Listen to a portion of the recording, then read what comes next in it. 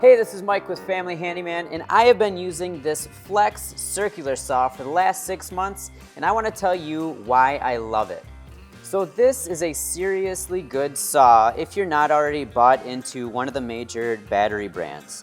It's got all the high-end features those high-end saws have, like the magnesium shoe, which is super sturdy and lightweight. It's also got this rafter hook, which, by the way, you don't need to be hanging into rafters to make that thing useful. And it's very, very well balanced. It is a little bit heavier because of the battery, but not by much. But I don't have to twist my wrist to make it level. Just the feel of this thing alone will make me confident having this on a job site.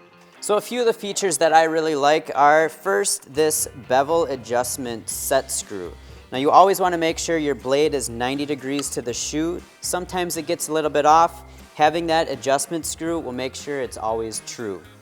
The other thing I really like is how sturdy this part right here is. This is what holds the back of the shoe to the saw.